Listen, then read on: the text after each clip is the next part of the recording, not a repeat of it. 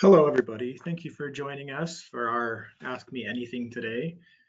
My name is Brandon. I'm one of the account managers here at ApplicantStack, and I'm joined by Ellen, another account manager with us, who will be helping us with the question answer portion of the presentation.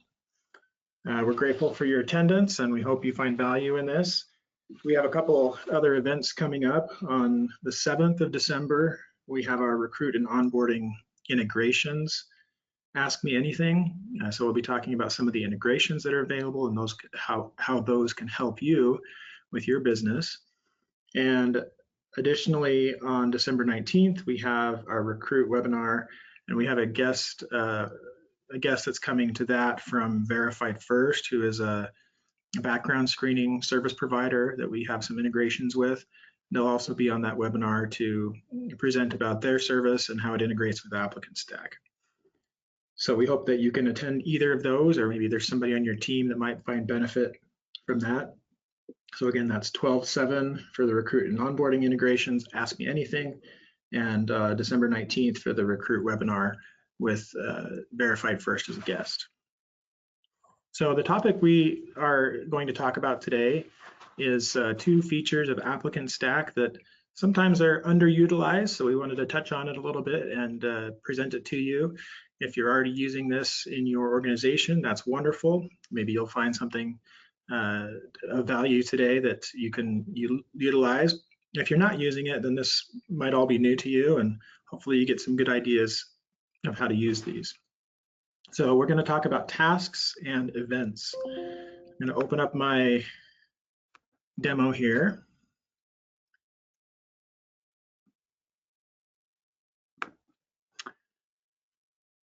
So if you navigate to the home, if we start at the home screen of ApplicantStack, I'm going to start with the Jobs tab.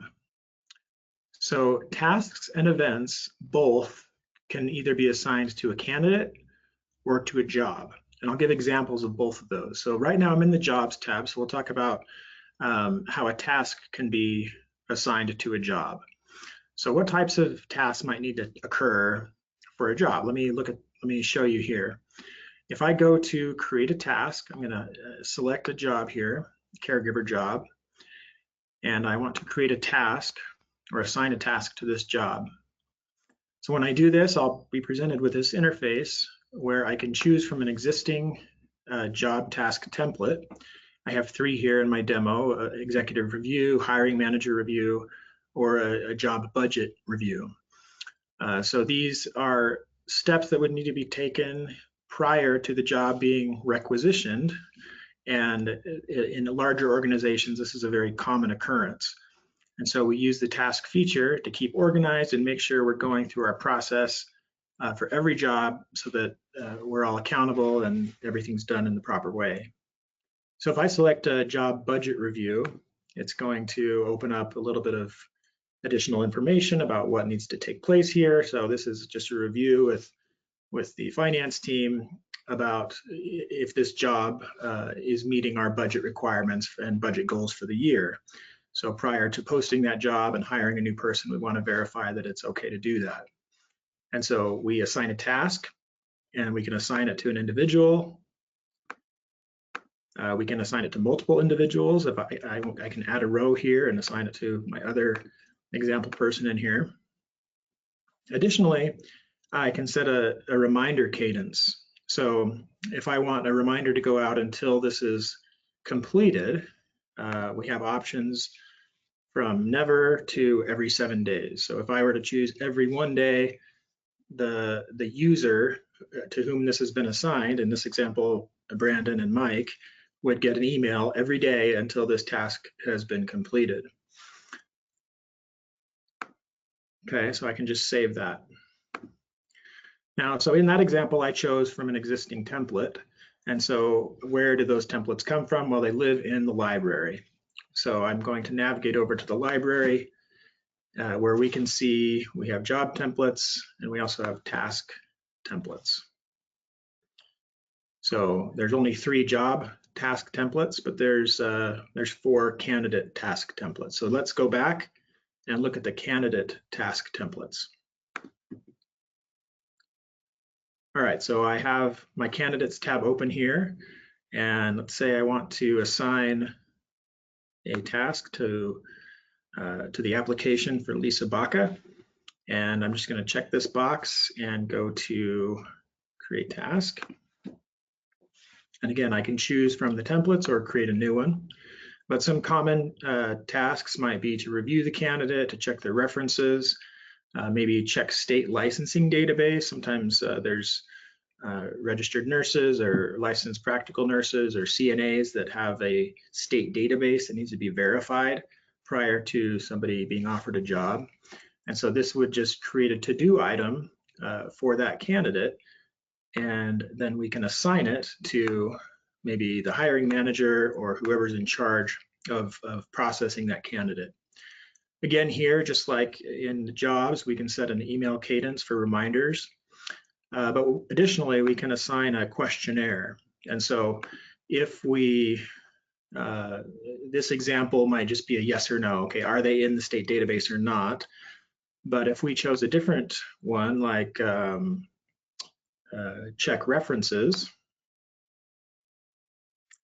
well, then we see that there's an assigned questionnaire attached to this task. So what this is doing is it's pulling from the questionnaire portion of the library and attaching that questionnaire to this task so that when the task goes to be completed, the user of ApplicantStack would complete the professional reference check questionnaire for that candidate. And so you can see these different steps and different layers of organization that occur when we use tasks. So those are tasks for jobs and candidates. Now let's look at events a little bit. So just like tasks, we can create an event for a job or a candidate. And so we would do that in a similar manner. We would select which job we want this event to be assigned to. And we just go to the contextual menu on the right and select schedule event. So again, very, very parallel to the task interface, but we would first assign it to somebody, give it a name, and we can also select from event templates if we wish. Every event does have to have a name, and then you can describe what happens in there. There's an option for location. Once you put in a new location, it's going to add to the contextual drop-down menu here. So it saves those as options that you can choose from later. Now, for event scheduling, there's a couple ways we can do this. For jobs, we just have to assign when that has to happen. But I'm going to switch over to candidates and show you how we can do candidate self-scheduling, because that's kind of an exciting feature that a lot of folks have shown some interest in. So I'm going to cancel this example and go to the candidates tab and open up, let's use Lisa again. So I'm going to schedule an event for Lisa. And I can just choose from the templates here. So we got initial interview, orientation, or phone screen. So I'm going to select phone screen. And since it's a phone screen, there's not really any location. So under scheduling, there's scheduling type. So this means, am I selecting the time, or can we allow the candidate to schedule the time? So if I schedule the time, I'm just going to put in a time and date, and as you would expect. But if I invite the candidate to schedule the time, it's going to send an email to the candidate, and they will have a link to click on to book the time for their phone screen or for their interview or whichever event it is we're using. Now, the nice thing about this is that ApplicantStack, in the user settings, you can set parameters for when those events can take place. So let's say your normal business hours are 8 a.m. to 5 p.m., but you don't like to do interviews when you first walk into the office. Maybe you don't want to start your interviews until 8 a.m. and you want to have your last interview scheduled at 3:30, just so you have enough time to wrap up for the day. And so in the user settings, and I'll show you this,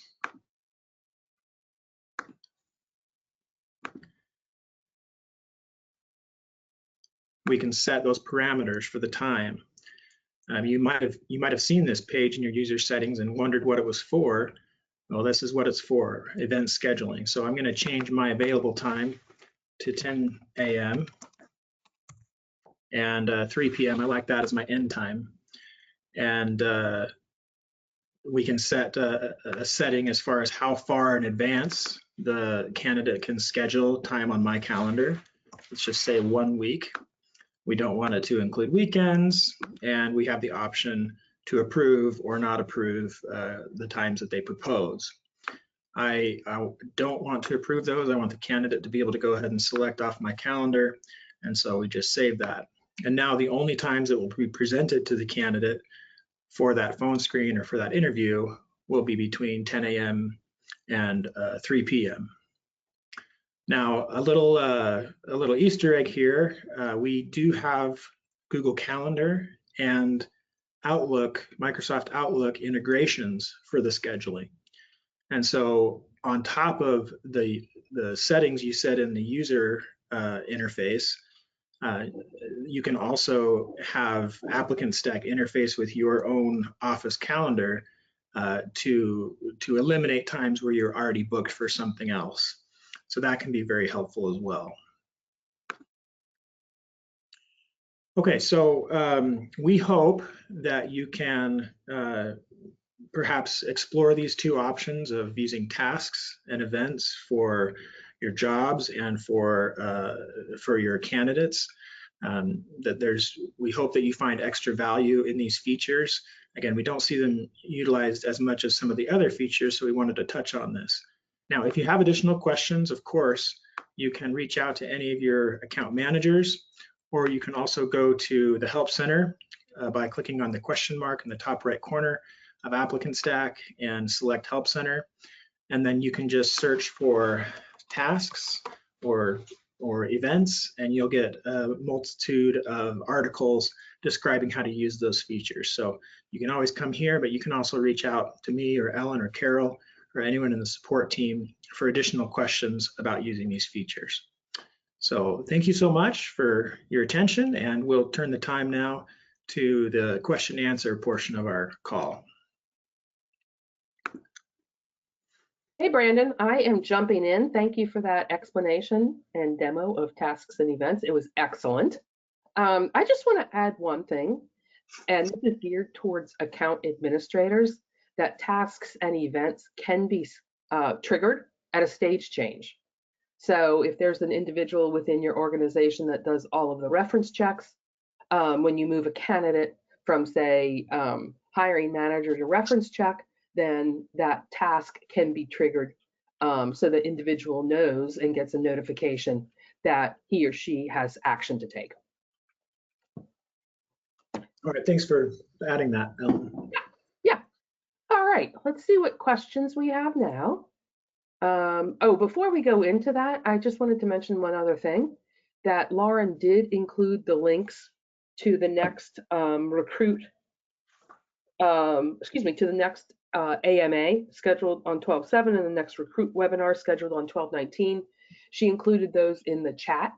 So all of you should be able to access those links and register for those webinars. And we've got webinars scheduled, or we're in the process of scheduling webinars and Ask Me Anything hours. And I can't believe I'm saying this, in 2024, which is right around the corner. So having said that, let me just open up the questions.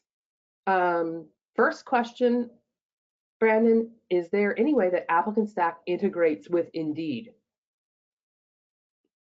Okay. Yes, we do have a Indeed integration, and I'll show you how to do that. So there's a couple places where you can set those settings to make that seamless. The first would be I'm going to start from the home screen here so everybody has their bearings. If you're on the home screen of ApplicantStack Recruit, you would go to the Head and Shoulders icon, or maybe you've uploaded a picture here, and go to Setup. And then you can go to Job Boards, and you'll see the available job boards in your account. And Indeed is one of those. So all you have to do is select on Edit Settings for Indeed postings. and we've got it set to active. Okay, so this particular integration is turned on, and the source value. This is for reporting. If a candidate applies through your Indeed link, what source value do you want to assign? So naturally, we want it to be labeled as Indeed. And then the job board settings with Indeed, we have Indeed apply. So that's where the candidate doesn't ever have to leave Indeed. They can just apply from within Indeed, and then Indeed will pass that applicant's data over to ApplicantStack seamlessly. So if we turn that on, we have the option of having Indeed apply always turned on, or we can just have it turned on only for mobile devices. And then the other option is for allowing Indeed sponsored. So this activates the Indeed sponsorship integration that ApplicantStack has. And I'll show that to you next. So if I have a job now that I'm going to requisition, I have this janitor job here. It's open, but it hasn't been posted to any third-party job sites. So I would go to the launch tab and edit the launch status. And now we can see that Indeed Organic Postings is one of the 4 or 5 options that are checked here. And so when I go next and confirm this is going to post the job to all those places, and Indeed is one of those. Once the job is live on Indeed, then you can come back and sponsor it. So those are the main integrations. It works really well. The candidates flow into ApplicantStack almost immediately. I've tested this myself. And so that's the best way to use it. If you're an ApplicantStack user, we really recommend that you post to Indeed through ApplicantStack for that integration to work the best.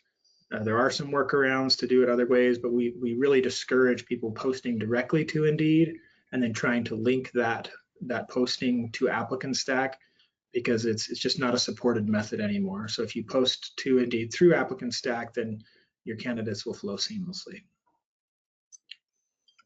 And Brandon, can you do a favor for me, please, and click on our help center, because there are Indeed guidelines that jobs must adhere to. And if you put in, just Indeed, this is a resource that all of you can access in your spare time. So yeah, it's the first one that comes right up there.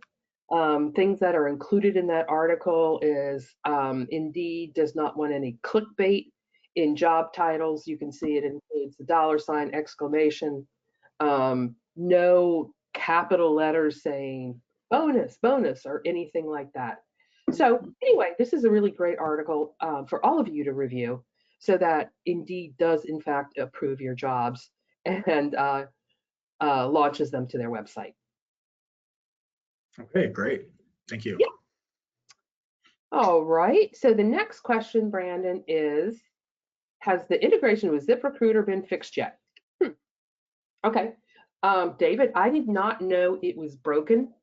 So we'll get back to you after the webinar is over.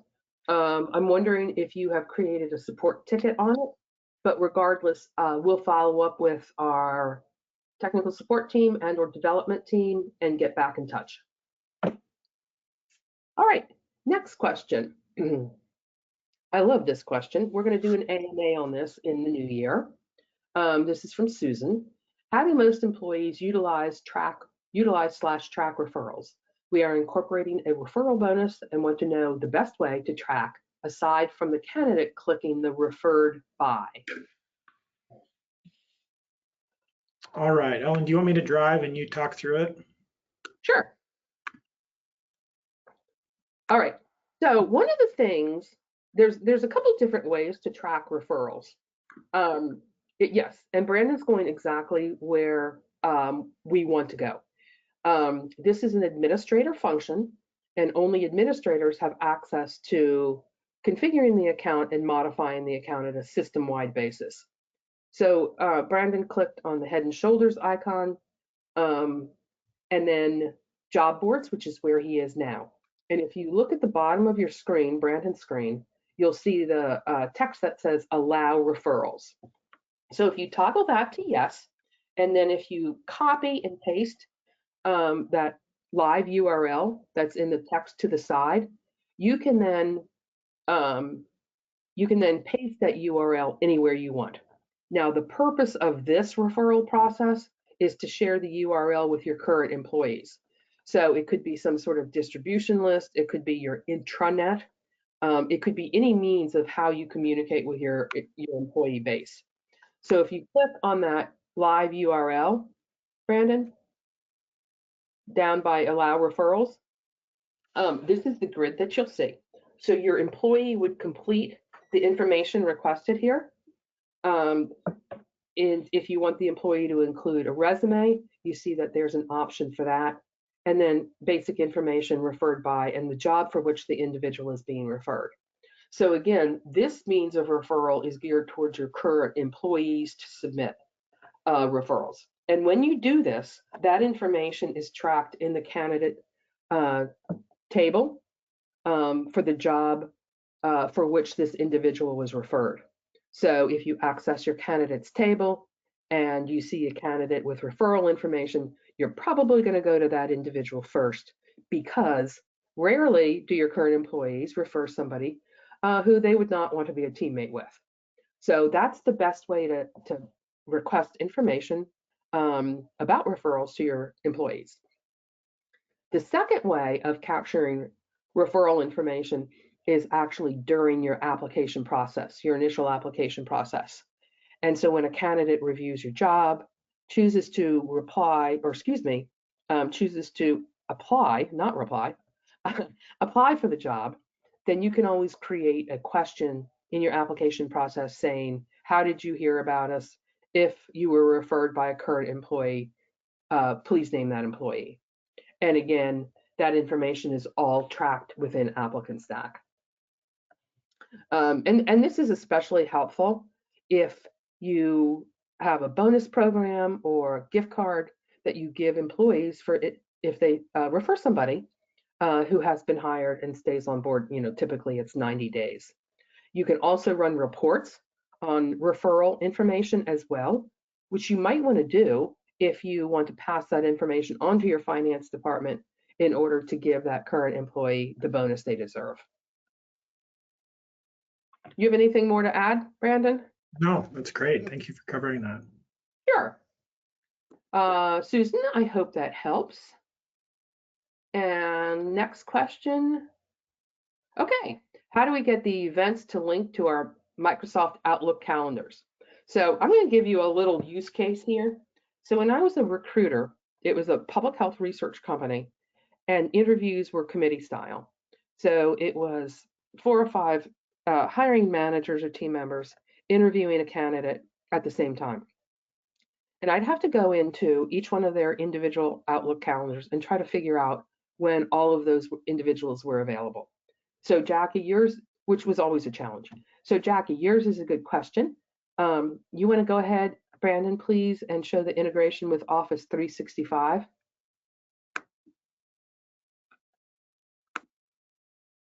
And while you're doing that, we got a thank you from Susan on the on the referral process. Good. We appreciate your appreciation. Yes. All right. So yeah, it's found on the integrations section of the setup, and you would just go to edit settings, and you'll see here there's this looks like a random code, and whether this integration is active or not. So this code is unique to your organization, not to you as a user. So it uses this organization code, and then it just finds you via your email address beyond that. The grant access link here, this is for your IT department to use. So you would send them to this page. They go to grant access, and then from their settings, they need to activate the integration from their administrator panel so that everything works.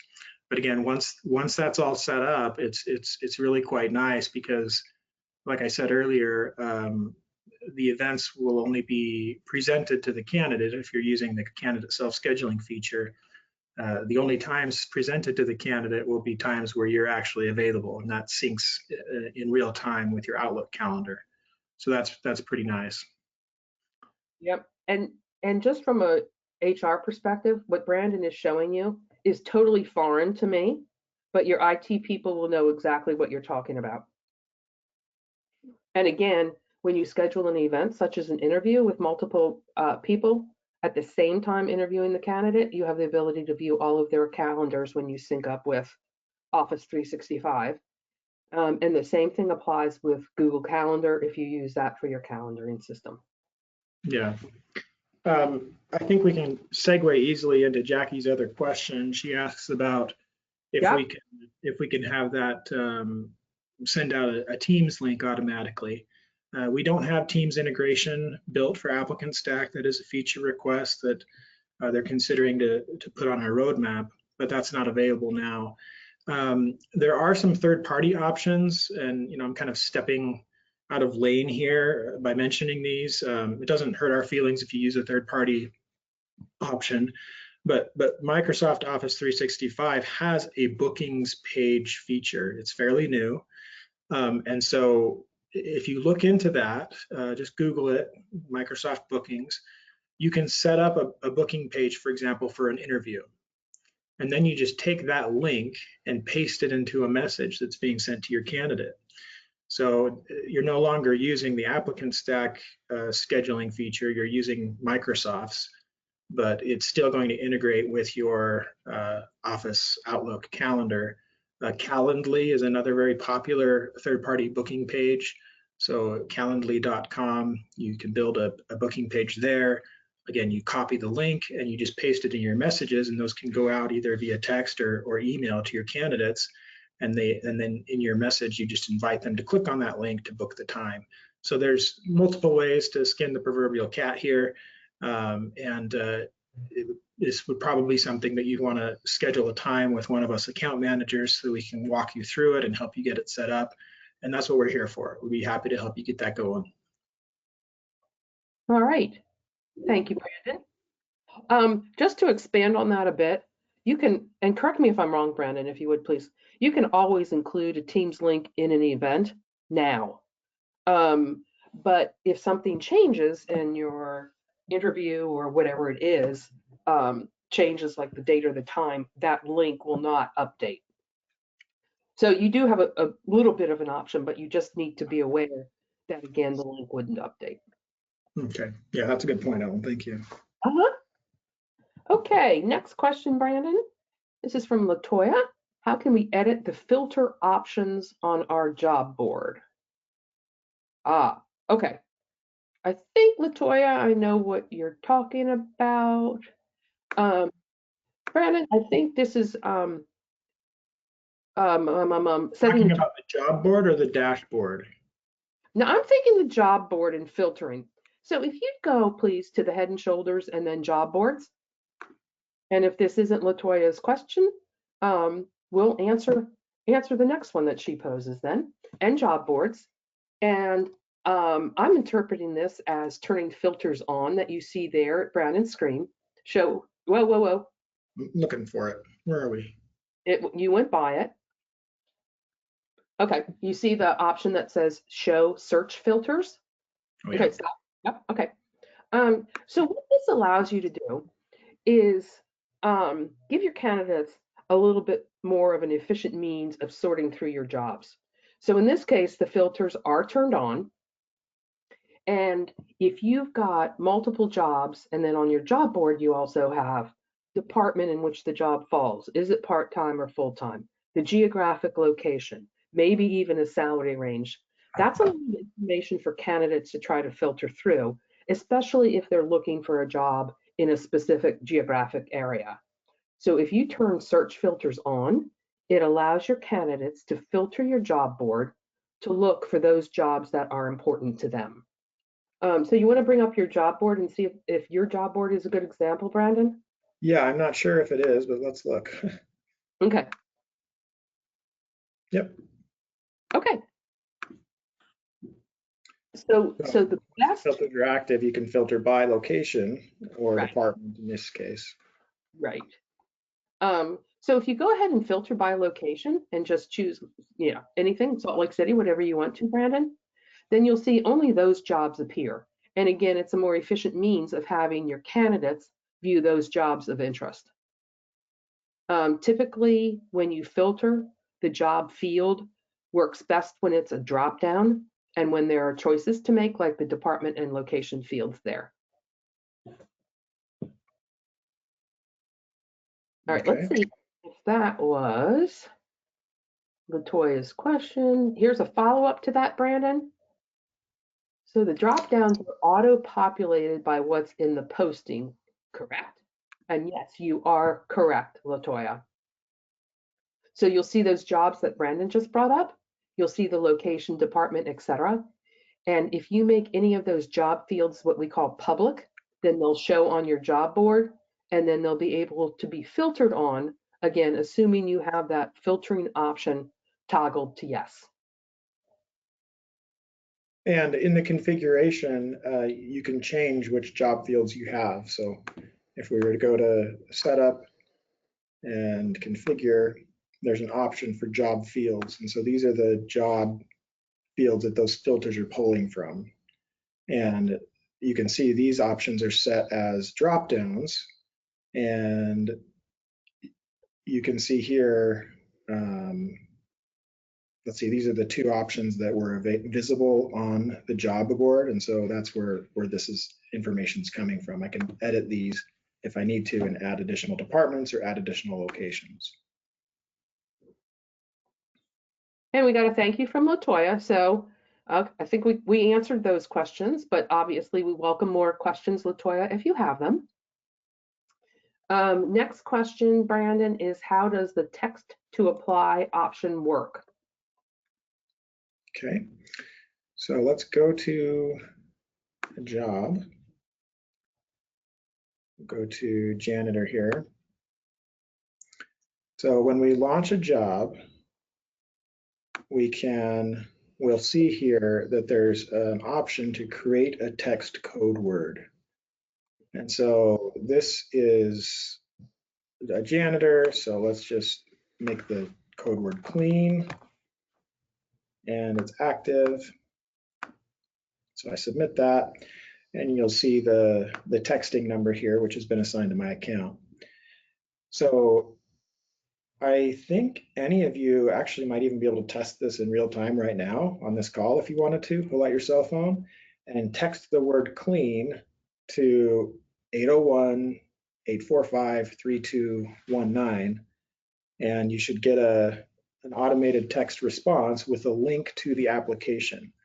And so then from within that text message, the candidate can click on the link and it takes them to the page where they can fill out the application and apply. So why is this different than maybe some of the other ways to get an application in front of a candidate? Well, it's just a much cleaner way, and it's a more surefire way versus trying to send a URL or telling them over the phone or something like that, maybe a slip of paper at the front desk. This guarantees that as long as they text that correct word to the correct number, they're going to get the correct application for that job. And you can assign a different code word to your different jobs. And so then the system knows which application it should be sending to the candidate. I think that some good use cases for this is like in the public space. So if you have perhaps a now hiring sandwich board on your sidewalk, or a banner on your storefront, or even vinyl lettering on the back windshield of your car advertising for employees, you can just suggest that they text the word clean to that number and they'll get the application in front of them. The other big use case could be for an employee referral program. We talked about referrals a little bit earlier, but this way you could just communicate to your team, hey, have your friends text the word clean to this number and they will get the application sent to them. That way you don't have to mess around with the URL. So I hope that helps. Yeah. Okay, Susan tried it and hasn't received anything yet. Okay. As a demo account, it might not be working. Yeah. I may have misspoken there. But in theory, well, I was going to say in theory it should work. No, it does work, Susan. But again, this is Brandon's demo account. Susan says they'll play with it on their end. So text to apply, just to add a bit, is a proactive means of recruiting. As recruiters, as talent acquisition professionals, you just can't sit around and wait for people to apply. So if you've got some sort of, as Brandon said, active marketing campaign, some sort of social media campaign, you can always use the text to apply feature as part of it. Okay, so Julie did not receive a text either. So something's a little off on your demo account. Yeah. Yeah. So to add on again to text to apply, it is part of our premium texting package, and there is an additional monthly fee for that. Okay, next question, Brandon, is there a way to find out why one was dispositioned if they are duplicate candidates? This is for Jackie. So do you have a duplicate candidate in your demo account, Brandon? I don't think I do. Okay. I don't think I have enough to have duplicates, no. Okay. So you'll always know if there are duplicate candidates in your account, because if you hover over the name, you'll see, gosh, how many times they've, gosh, I've been doing this for 7 years and I'm going off memory now. I'm like, how many times they've applied and for what jobs. If disposition information is not showing there, you can use the search function on the gray menu on the right side and search on that candidate, first name, last name, and then the results will show. And you then have the ability, if your disposition option field is showing on your candidates table, you'll be able to see the options for that candidate. I hope I made sense. Brandon, will you do me a favor, please? Will you click on search from the gray menu? You're on your candidates table now. And so again, what you would do, just input the first and last name of the individual.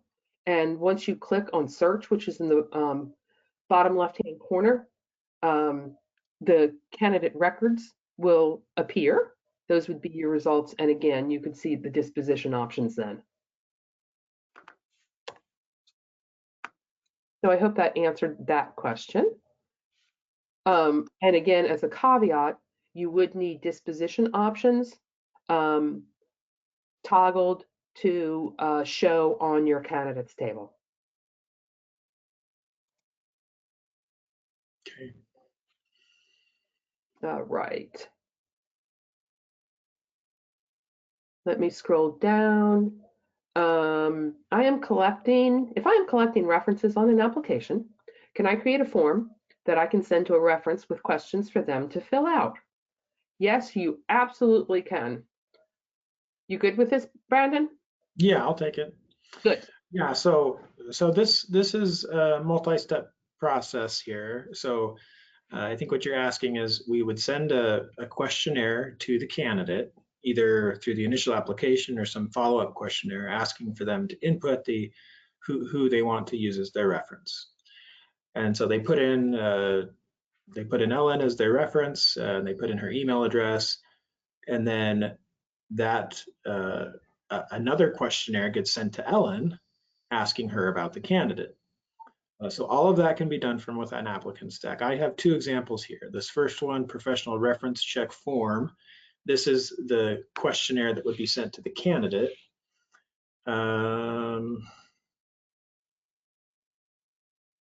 Let's see, no, it's not.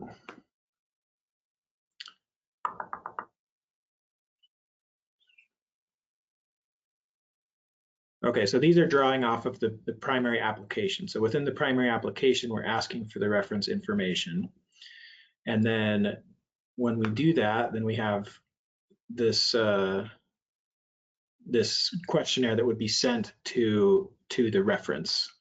And we can even set rules to automate this process. So you can see here, these are the questions that the reference would fill out, how they know the person, asking them to score them based on trustworthiness, dependability, and some other factors. And so we can actually set up actions so that we draw from the information that the candidate provided to us, and an email is automatically sent out. I believe we did an Ask Me Anything about this a couple months ago. There's several steps, and I don't feel like the time affords us to go into this in depth. So it looks like it's Susan. If you could please reach out to your account manager, I think it might be me actually. Let's set up a call and go through this and get that working for you. It is a real time saver. Again, I don't see a lot of accounts using it, but those that do love it. So let's get together and we'll go through this and get it set up for you. And again, I'm jumping in here. So not only can that process be automated, but it can be automated even more at a stage change. So again, if you move a candidate into the reference check stage, that process of sending the reference check questionnaire to the references can be triggered.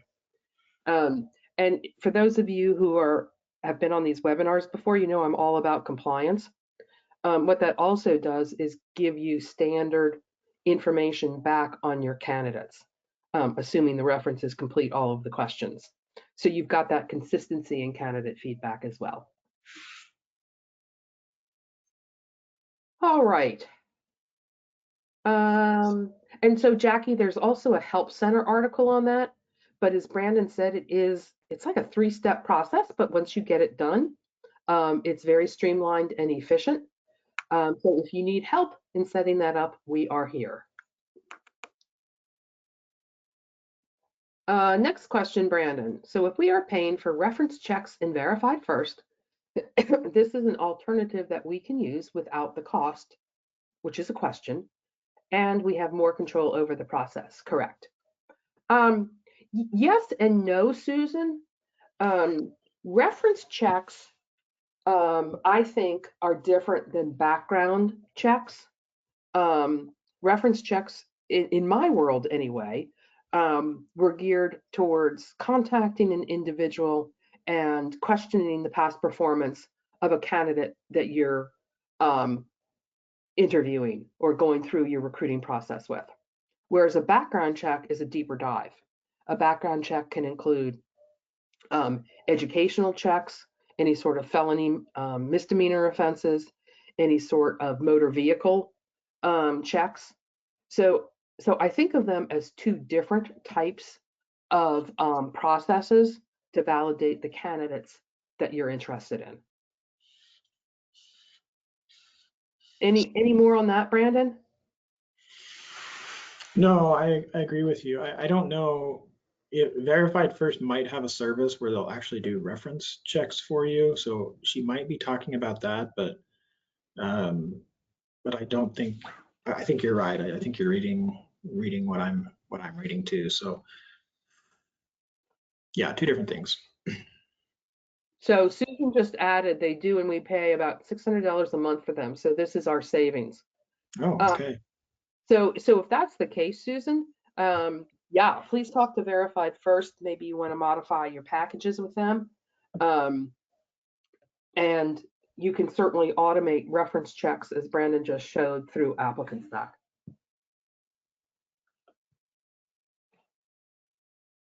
All right.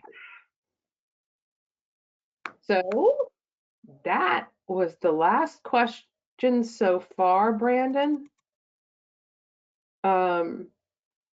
Just as a reminder, you can access registration links for future AMAs and webinars. Did I say in the chat? So you have the ability to do that. And you can also sign up for any sort of webinars that we conduct from your ApplicantStack homepage under the announcement section. That's everything, Brandon. All right, great. Thanks, everybody. Appreciate your time and have a great rest of your week. Oh, we're getting accolades here, Brandon. We appreciate you guys too. Thank you so much. Personally, I love these webinars and Ask Me Anything hours. So, all right. We look forward to seeing you all next time. Bye-bye.